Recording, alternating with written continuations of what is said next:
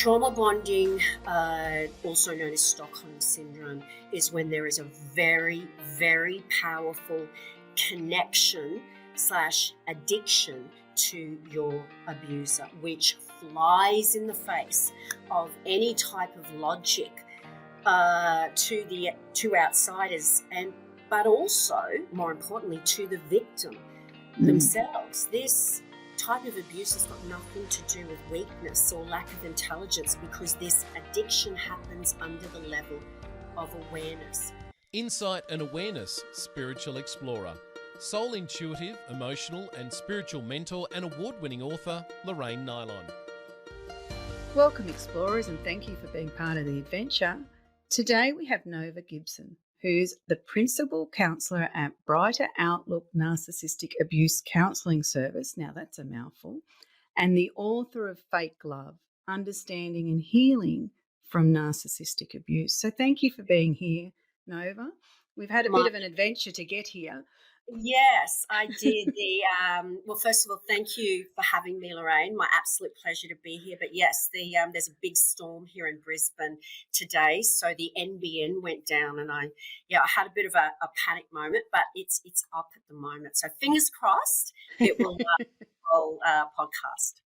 Yeah, and so I'm interested to know. I love the title, Fake Love. I think that sums up anybody that's been in a narcissistic relationship. You eventually work out that it was fake. Absolutely. It's probably one of the most painful realizations to come to, because the relationship was so real for you, and for victims and survivors to have that light bulb moment when they realize just what type of relationship they were in. With that realization comes the fact that that person they fell in love with doesn't exist. They were putting on an act to hook the victim in, to make them easier to abuse, manipulate, and of course to keep them hooked to abuse forevermore if they can. Yeah. And one of the main questions I get asked is, do you think that narcissists know right from the start of the relationship where they're going to take you? Yeah. How would you respond to that? Yeah, look, that's a question I get asked every single day. And I think because the narcissist spends their entire lifetime honing that skill, if you will, perfecting the false self, which is who they become. That's their personality. This is not a mental illness. It's their personality. Our personality is dictated by our behaviours that are consistent patterns of behaviour over time. So those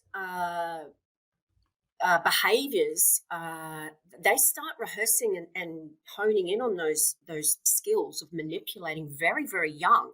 So there's got to be a blur, I guess, there's somewhere where the intentionality of their behaviour, and it is 100% intentional. They can switch it on and off like a tap, depending who's watching. That's your biggest clue. But there's got to be, I guess,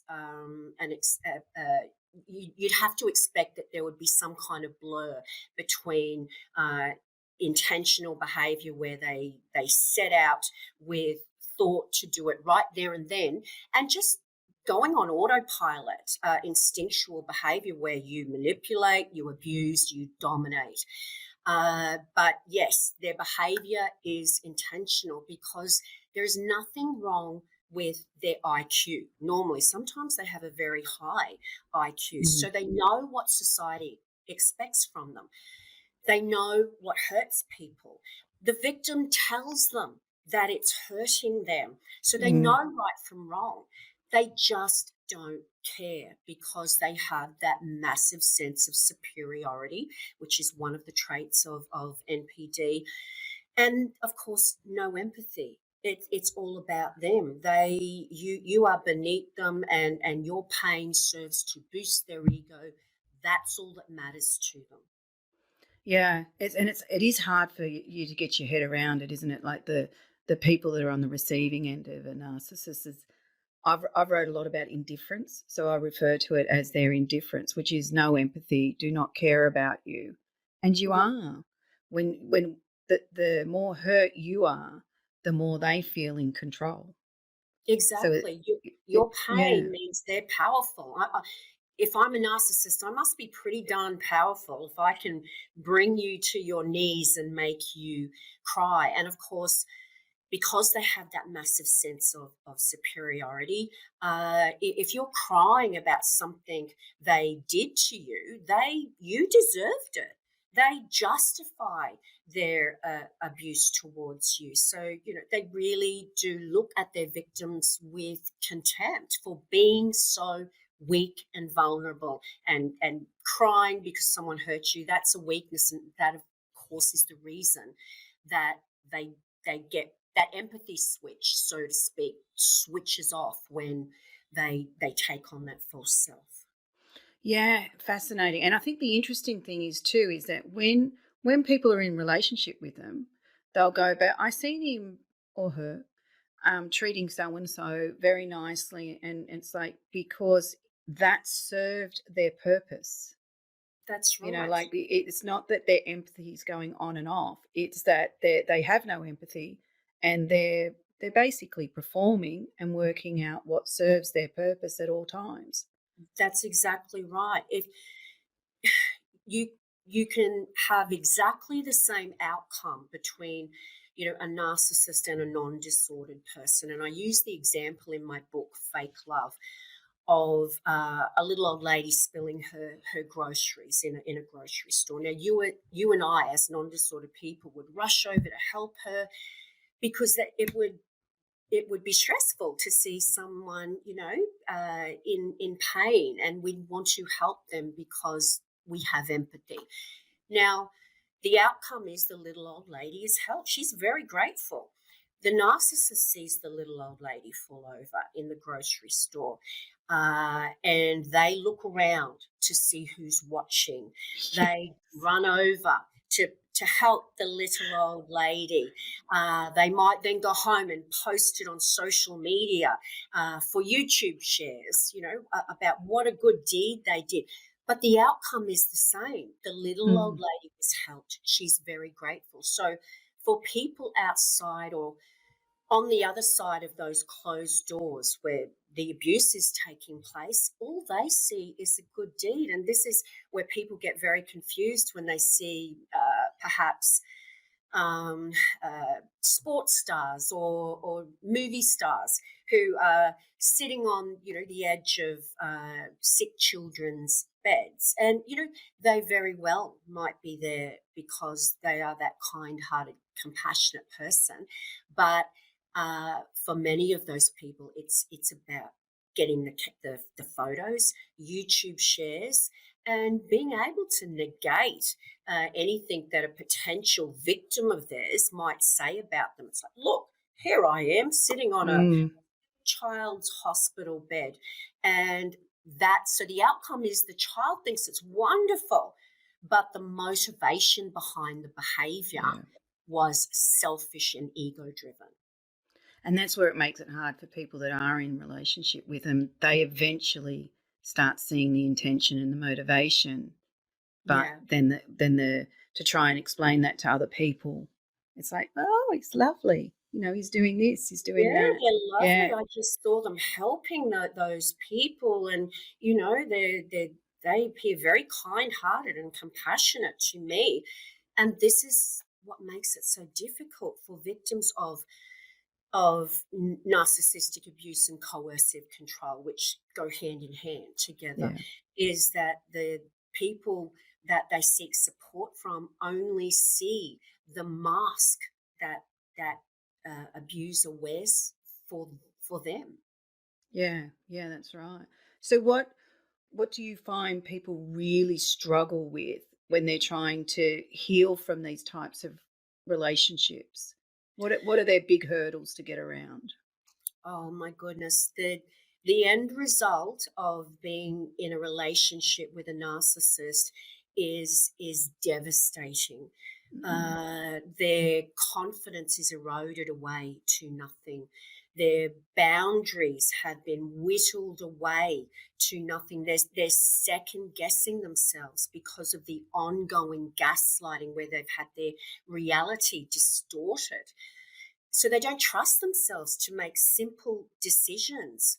Their anxiety is through the roof. They have most of the time post-traumatic stress disorder or complex post-traumatic stress disorder. And they not only do they not trust themselves, they don't trust other people Mm. because they were conditioned. They were taught, and they found out in the end that someone who loves you abuses you, and someone who loves you lies to you pathologically. So when someone's nice to them in a potentially healthy relationship, it's very hard to trust anyone else again, and that they struggle with doing anything enjoyable, regaining their passion in life, because the narcissist systematically destroys their ability to enjoy anything. They will sabotage anything that makes them happy, because if they're happy about something, well, number one, they're devoting their time to something else other than the narcissist. So they're punished for that. That's a betrayal. And they're conditioned to pair together enjoyment and disappointment. They don't look forward to anything because they know, even if it's just on a subconscious level, that anything they look forward to ends up being not happening or just being sabotaged some way. So it turns into something that's very painful rather than enjoyable. Yeah, yeah. And it's very hard for people that haven't experienced it to understand it. One incident, you go, oh, have a bit of grace for them. But when you realize that that person's probably experienced 100, 200 of the same sort of experiences, then it's sort Yes. of another one in already in a full cup sort of thing. Yeah. And that's, I think, the hardest thing for victims to explain, just how destructive these relationships are, when often there's no one big overt type of abuse which would be visible to someone else. It's the ongoing and intentional gaslighting, projection, blame shifting, word salad, the sabotage, isolation, and the cumulative effect of all of that together. So this is why victims find it very hard even to articulate the abuse to a professional, because just talking about one thing on its own Mm. sounds quite trivial, and it's hard to really get across just how destructive that ongoing, like chip, chip, chip, chip, chip away at your self-worth, your self-esteem is over time. Yeah, it's massive, isn't it? Really, like, and when you look at all the, when you hear so many stories of people that have gone through these kind of experiences, it's always good to remind them, of course, it's going to chip away, because a lot of them get that sense of, I should have been stronger, I should have been able to push back harder, and it just does not work like that. Like, you do have that because you're Mm, the other person's trying to make the relationship work and is clinging on to the image that they have of the person. So they're trying to create excuses. Oh, they're having a bad day, and that's how it starts until they yeah, really realize. So how with trauma bonding, can you explain that to us a little bit more? What does sure. trauma bonding mean? Absolutely, yeah. I go into lots of depth in my book Fake Love about trauma bonding. Trauma bonding, also known as Stockholm syndrome, is when there is a very, very powerful connection slash addiction to your abuser, which flies in the face of any type of logic to outsiders, and but also more importantly to the victim. Mm. themselves. This type of abuse has got nothing to do with weakness or lack of intelligence, because this addiction happens under the level of awareness. So it's a very, very powerful attachment is formed based on the massive highs and lows in the beginning, where they're on their pink cloud. In the beginning, they're treated, like a god or a goddess, and then followed by the rock bottom lows. And of course, as they become devalued and discarded, it becomes rock bottom lows followed by perceived highs. Now, when they're being love bombed, the victims are experiencing, a rush of feel-good hormones, like the dopamine receptors are all being hit at once. The oxytocin is just flowing.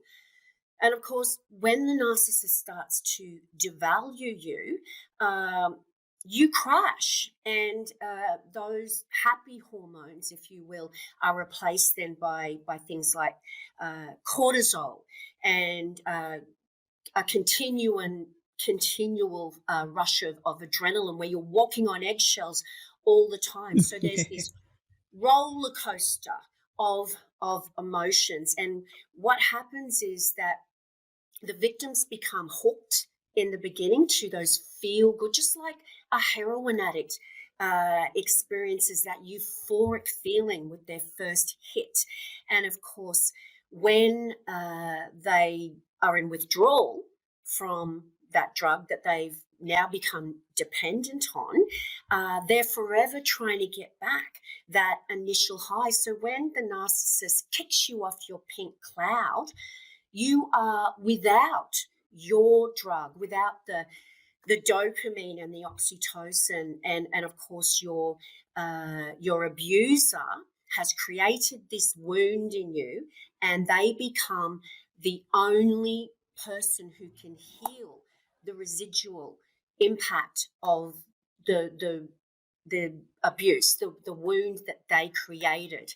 So victims go back and they go back and they don't understand it, when on a logical level they know that this is abuse, but they just can't stay away.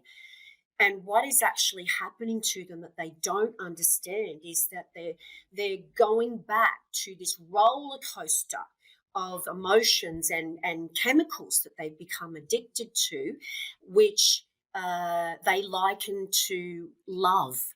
They must love them because they just can't stay away from them, when really they are craving their abuser and that roller coaster again, not because the relationship feels good, but because it feels so bad to be without their abuser, and they don't understand that. They think it must be love, and that's not love when it's just that it feels so bad to be without them. That's withdrawal. That's addiction. So they unblock, they go back, they stay, just like the heroin addict goes back to their drug, not because they love the drug, but because the pain of withdrawal ends.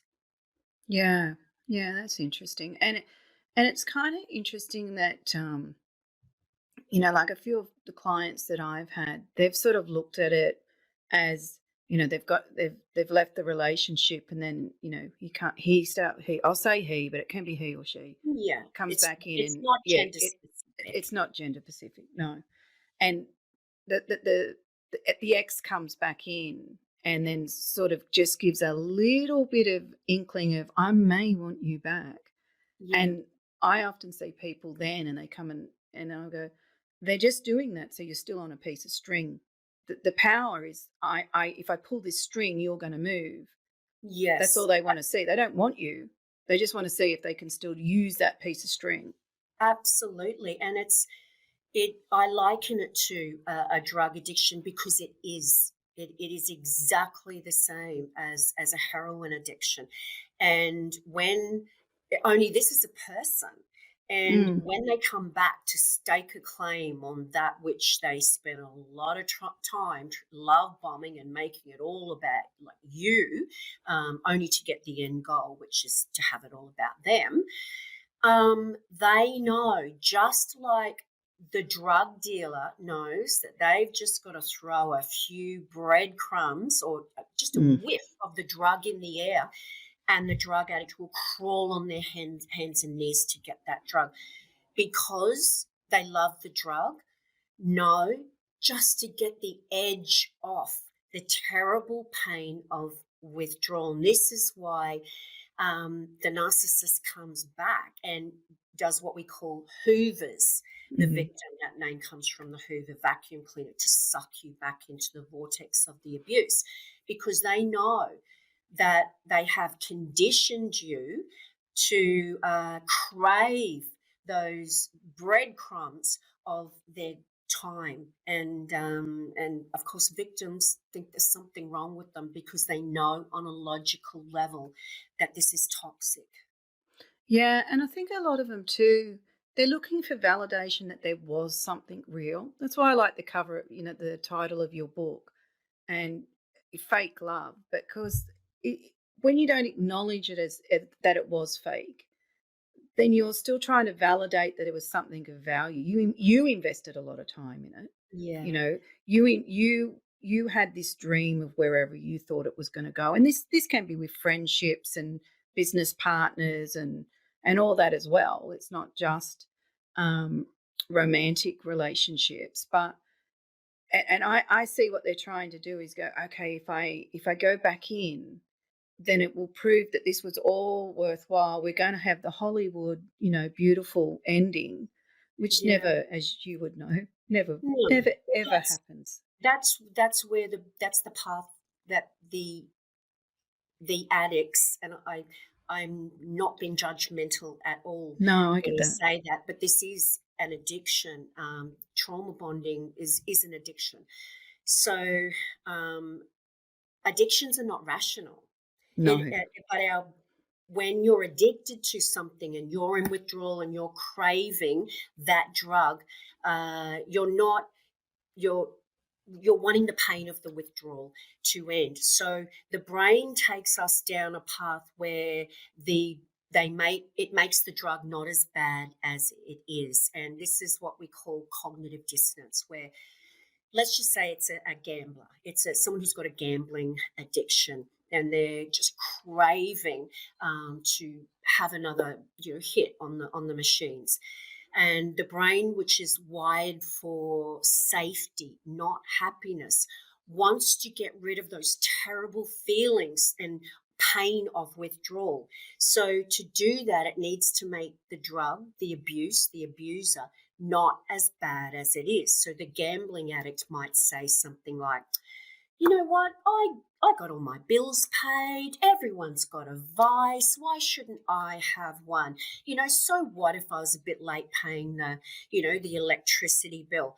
And the brain comes up with all of these ways to minimize the abuse and rationalize it away, to get the drug back in your life, to bring you back to a state of equilibrium. Now, this is what victims do when Mm. they go back. They rationalize that it wasn't that bad, or they apportion blame to themselves, because it feels so bad to be without that substance or that person that has dictated their entire existence. Yeah. Well, even sometimes to the dream that they hope it's going to be.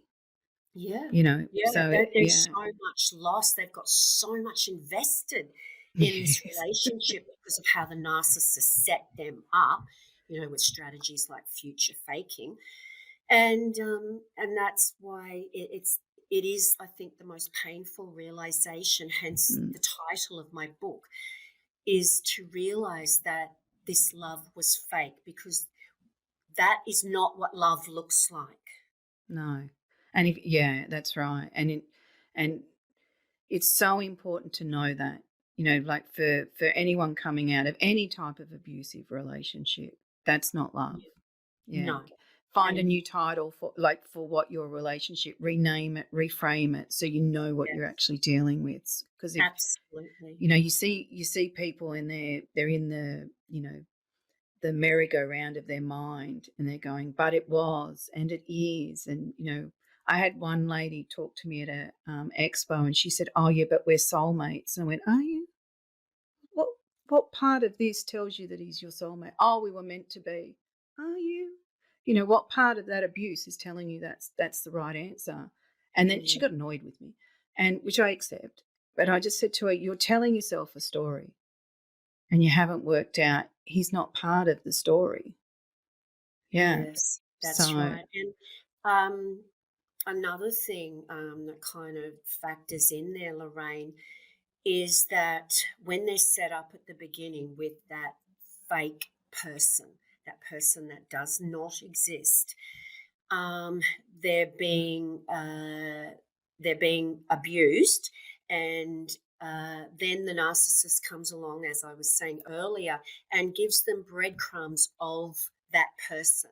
So just gives them a little taste. So yeah, they're thinking that if they just try harder, fix themselves, that that person will come back that they met in the beginning, because the narcissist keeps very intentionally and manipulatively giving them little glances, little glimpses of that person. So what happens is that those rock bottom lows of the abuse are then followed by perceived highs, which is, I think, what your client was talking about when she says, I've met my soulmate. Because I say perceived because to the victim, where there is such an incredibly stark contrast between the rock bottom lows and just the days when they're not abusing them, or they might make them a cup of coffee, or pass them a tissue or something because they're crying as a result of the abuse. Those times feel like heaven. They yeah, feel like absolute gold, and they think they've got this soulmate back because it feels so good. And once again, we know making you a cup of coffee is nothing, but these times feel like rainbows and unicorns. Not because they are, clearly, but because they are in such stark contrast to the rock bottom lows, and but because the abuse has ended. yeah, that's right. And it's what they sort of take as proof. Yes, they do care. And it's interesting that the breadcrumbs actually get smaller and smaller the longer you've been in a relationship with someone. But So before, they become more potent to the victim, even though they're getting yes, smaller. yeah, The victim clings harder yeah, onto those breadcrumbs because that's all they've got. And of course, their threshold for abuse is getting higher and higher and higher, and yeah, their good point. threshold for respect is getting lower and lower and lower. Yeah, that's a brilliant call. That if you can, if the listeners that are in these kind of relationships can get your head around that, that is going to open your eyes. Is you are becoming more and more immune to the abuse, and that level of respect is getting less and less and less, and the less you're demanding it. Very good point.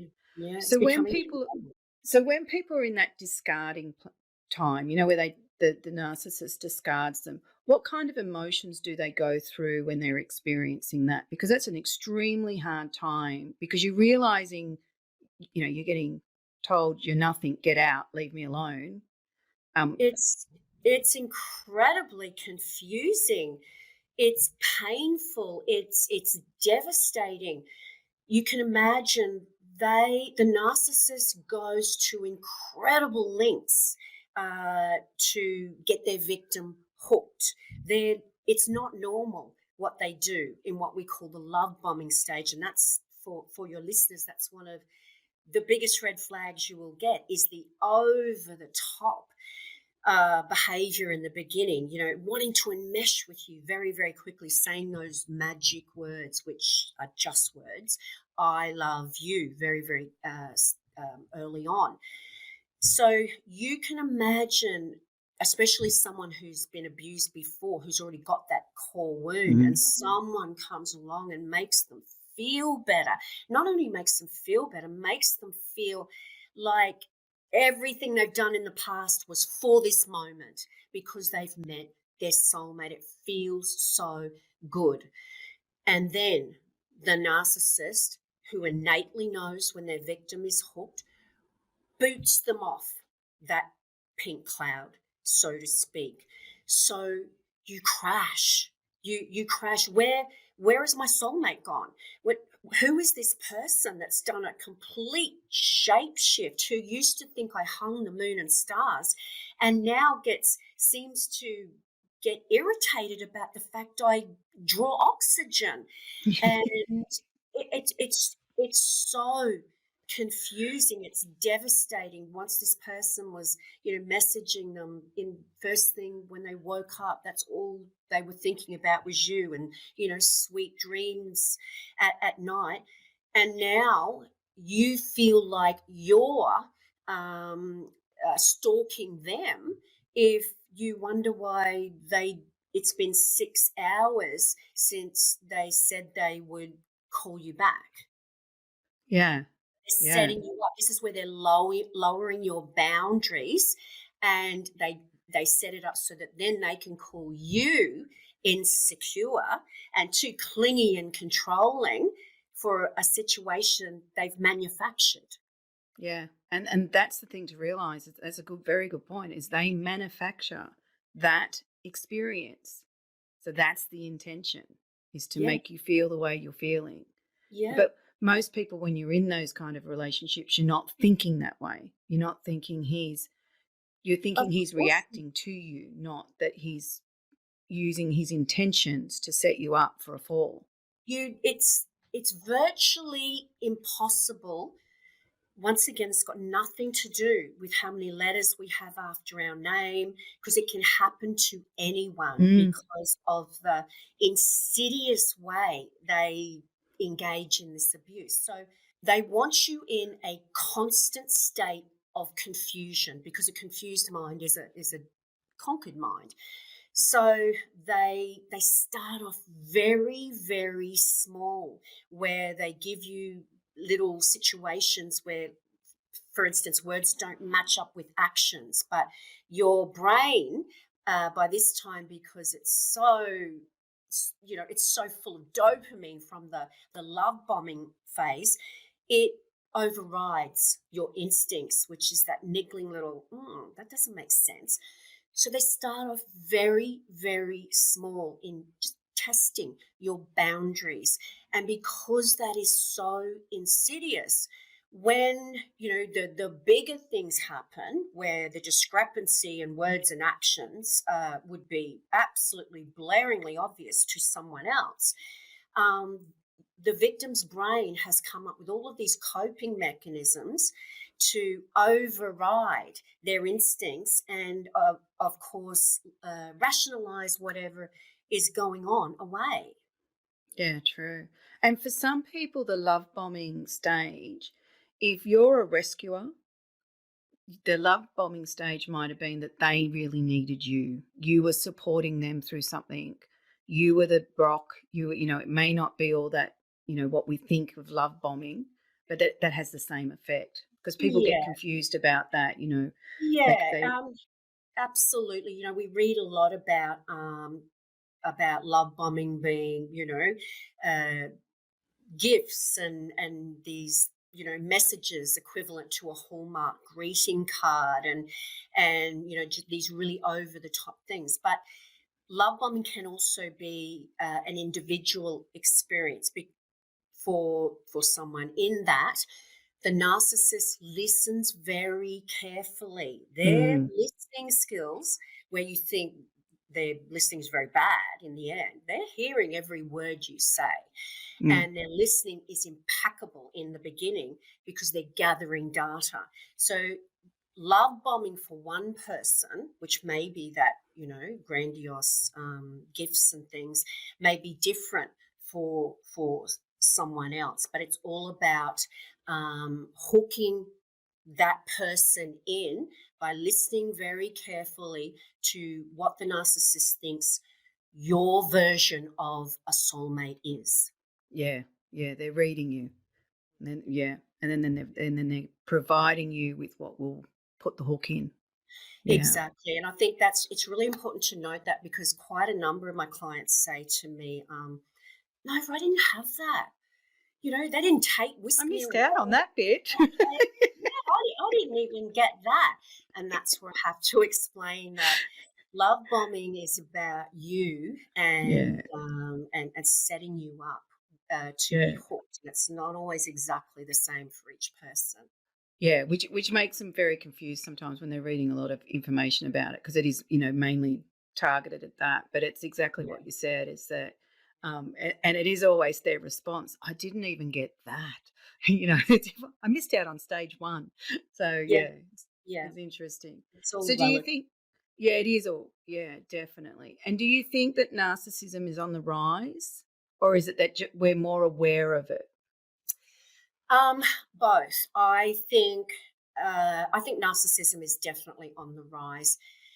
In that we have become a society where behavior is not, that the consequences do not fit the crime. For instance, Good point.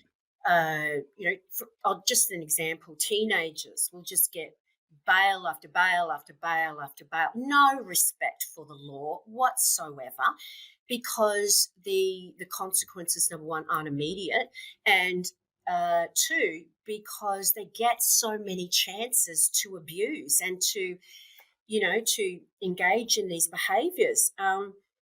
People are allowed to sue you if you breathe in their direction, and you made them feel bad.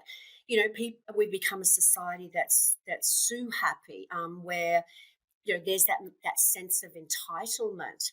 People who have a higher profile, such as politicians, sports stars, movie stars, they don't have the same uh, level of consequences. We see it on the TV every day as your average Joe Blow in the street. Someone who is, a movie star will not get the same consequences as someone, for instance, who has never been heard of, because they've got all this money and they've got followers and they've got power. So I think that's the type of society that we live in now, where bad behavior is more often being rewarded or just ignored, downplayed. And to your other point, I think we are becoming more aware of it. Absolutely, there is more awareness around narcissistic abuse, uh, more awareness than ever, which is Which is amazing. good. Yeah. Yeah, it is, because it's one of those things that if you've been in a narcissistic relationship, you need to understand it. Because they're crazy making relationships. You need to understand it. You don't You want know, you don't want to keep staying in there gathering more and more information. You want to get yourself informed and then start moving towards something else, because that happens to a lot of people too. They get stuck worrying about trying to understand the abuser, where it's like, right, get an understanding of that and then move back to you and start understanding yourself, and then move yeah. forward And with that. I my belief, and once again, I keep reiterating this in my book Fake Love, is that before you can do any of that, because of this very, very powerful trauma bond, where if you stay with your abuser, trying to heal is like a heroin addict living next door to their drug dealer, a drug dealer who does not want a paying client to get clean. So to get in a place where you can understand it, my advice is as to get all the support you can to get out. Because what I find very often is that victims are looking for a reason to keep the abuser in their life because of the trauma bond. So when they're asking me, how did this happen to them? Um, when I dig deeper, I'm finding it's more to do with, will they change? If it wasn't their fault, Mm. and they were abused as a child, that would make me a really bad person if I left them. I got to stay here and help them. And it's about keeping that person in their life. And no matter what happened to the narcissist, and it's a lot of research indicates that there possibly was some kind of trauma in their life. That doesn't change the outcome that you're being abused, Yeah. and it doesn't change the fact that their abuse is intentional. And I guess to top it off, um, someone who's been abused as a child, well, most people who have been abused in the past would never dream of using their abuse as an excuse to abuse someone else. They would rather die than have someone else go through what they went through. So when your abuser is talking about those past experiences, if they Mm. actually happen, because we've got to remember they're pathological liars, Yeah. uh, it is not an excuse for them to use their abuse to abuse you. Yeah. So I'm going to ask you the big question we ask all our guests is what does humanity need to acknowledge and understand for us to evolve? Okay, I think as hard as it is to really uh, come to terms with, I think that, well, my opinion is that we have to acknowledge that not everyone has the same heart as you do, and that we we need to understand that these people are out there, and giving them your empathy and your kindness is wasted, because they are going to use that to abuse you and other people. And I think humanity, uh, humans, we just assume that everyone has empathy. Mm. You just don't look at someone and question whether they have empathy or not. Yeah, that's true. Um, and but there are people out there who don't have empathy, and I think if we can come to terms with the fact that we are allowed to have boundaries, it Yeah. is not selfish. In fact, it's the opposite. It's about self care, having our Yeah. boundaries, and the only people who will make you feel guilty about having your boundaries in life are the very people who benefit from you having none. So I guess from my personal experience, and what I do, which is counsel victims of narcissistic abuse, I think that we really need to make people believe that it's okay to look after themselves. It's not selfish. Yeah. And if you put your needs last all the time, then these type of people are going to use you and abuse you. Yeah, very true. I think too, one of the things that we really crave is connection. And we're, like any kind of addiction, we're looking for some form of, we're using that addiction to intercept what we're craving. Like, so if we're craving love and then we become addicted to an abuser, that becomes the interception to what you really need, what you really want. So I Yeah, think when you have to acknowledge what you said. I think it's a really good point that not everyone has empathy. We presume they do, but yeah, they don't. So if you're with someone that's got no empathy for you, they're not going to give you that sense of connection. that's right. Even if they're performing very well in the image that they're playing at that particular moment, it's still Yeah, not going to feel that way for you. yeah. Yeah. And I guess further on from that, Lorraine, is the fact that it's not paranoia, it's not being, insecure, not trusting to change, the way you view life and others when you've been abused by someone like this. Where once upon a time and I hear this a lot from my beautiful clients, where they said, I used to wear my heart on my sleeve. I could meet someone, in the toilets when we went out. We'd gas bag for hours. And these people are out there, they are everywhere. So where once upon a time you could pour out your intimate secrets and trust that all the world was good, it's not paranoia to engage in what I call self-care, in that toning down that a little and realizing that pouring those intimate secrets out to the wrong person, a narcissist, is going to set you up for a lifetime of pain. That's very good advice. Yeah. To be careful who we do open ourselves up to. Yeah, Yeah. a narcissist wants to get all of that intimate stuff out of you very, very early on. They're gathering data, and you think you've met the best listener in the world, and all the while they're picking up on your likes and your dislikes. They're mirroring you. They're becoming the yin to your yang. Why? So that they can use all of your intimate secrets and all your vulnerabilities against you when the time comes. Yeah. Well, I hope all those that come to you looking for a healing path since their narcissistic relationships, I hope they find it. I hope they value themselves enough to go, yeah, because it does take a lot of work, like a lot of inner work, and Yes. you're going to be confronted with a lot of things that you don't want to know. Yeah. But if you're prepared to walk that path, there's freedom at the end of it.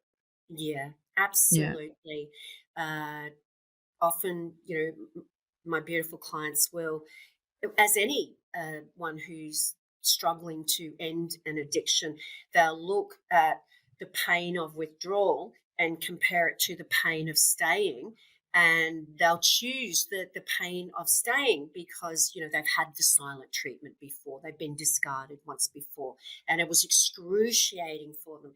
So, yeah, what you said is absolutely correct, in that I promise you, when you get out and you commit to your healing journey, make it the number one commitment in your life, you will be happy again. But you've got to get away from the person who benefits from you doubting yourself.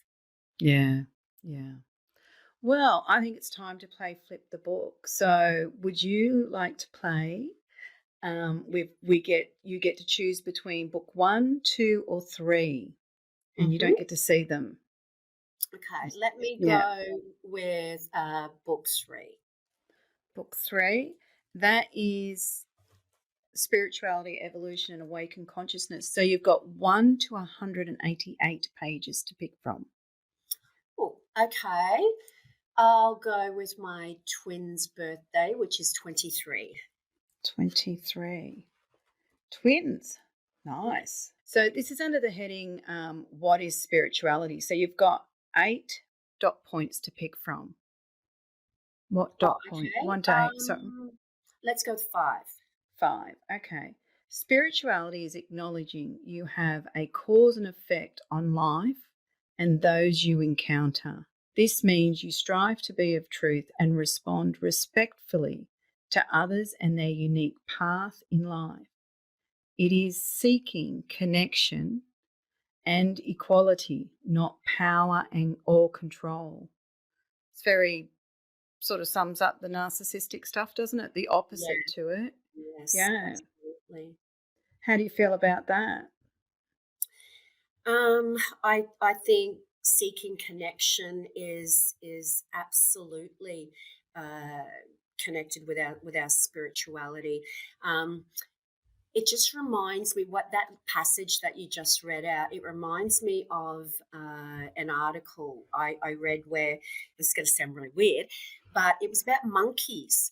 And it was, I guess, supporting the notion that we all need connection with, and that's the number one thing in our Yeah, for life: sure. connection, love, touch, feel.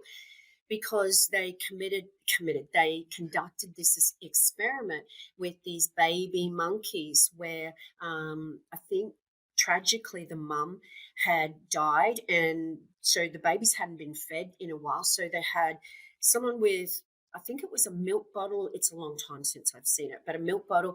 And then they had something that felt and resembled the mother with lots of beautiful fur on it. And these babies who were hungry, or maybe it was just one baby, they didn't go to the food. They went to the cuddly fur and Ah. snuggled up. And I've got goosebumps about that because it's just never left my mind that that's what they craved the most, was that connection. Yeah, and I think we do too. And I think we all deserve honest, real, and loving connection. That's right. And we've got to distinguish between what isn't and what is. And the narcissist manipulates you into thinking that what they give you is love, and it's not love, it's fake love. Yeah, beautiful way to finish. Thank you. I've enjoyed the conversation. My pleasure.